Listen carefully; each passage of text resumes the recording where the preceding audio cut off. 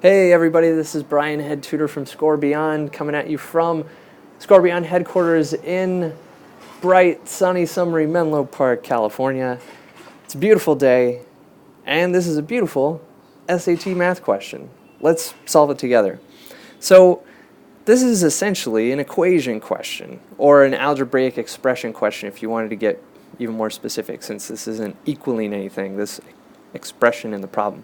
What we basically have to do is convert these two binomials into these polynomials in the answer choices. In order to do that, we have to take this first binomial and distribute it into this binomial. Now normally we would do this with FOIL. However, we have this squared above our second binomial. So do you remember PEMDAS?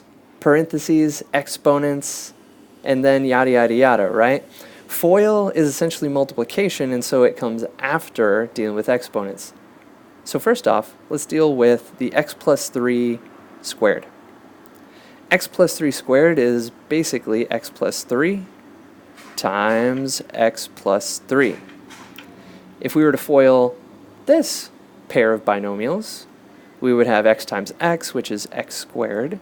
We'd have first outer, right?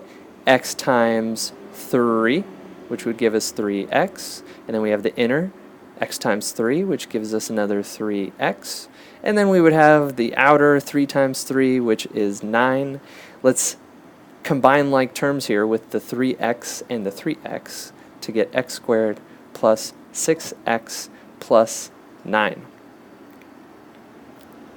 Alright, sounds good. Now that we have this polynomial, we can distribute our x minus 1 binomial. In order to do so, it's kind of like FOIL. We would distribute x minus 1 to each term in the polynomial.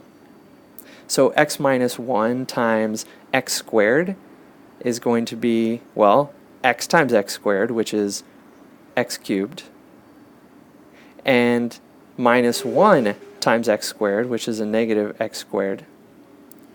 And if we did x minus 1 times 6x, that would be, well, x times 6x, which is going to be a positive 6x squared, and then minus 1 times 6x, so that's a negative 6x. Then we do x minus 1 times 9. So x times 9 is a positive 9x, and negative 1 times 9 is a negative 9. Okay, now let's combine like terms here. We have a positive 6x squared and a negative x squared. If we combine those together, we should get a positive 5x squared. We also have this x cubed hanging out.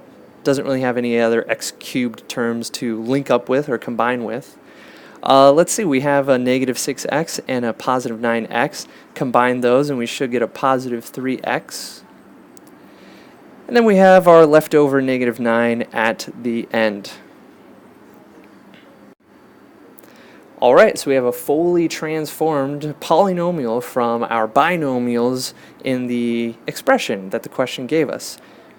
Do you see a polynomial that looks just like this? X cubed plus 5x squared plus 3x minus 9? Yes, you do. It is D. So go ahead and bubble that in, and you would be right. So not too bad, but this is a little more advanced math problem because you have to keep track of every single step, and it's not so simple as to just do FOIL right away.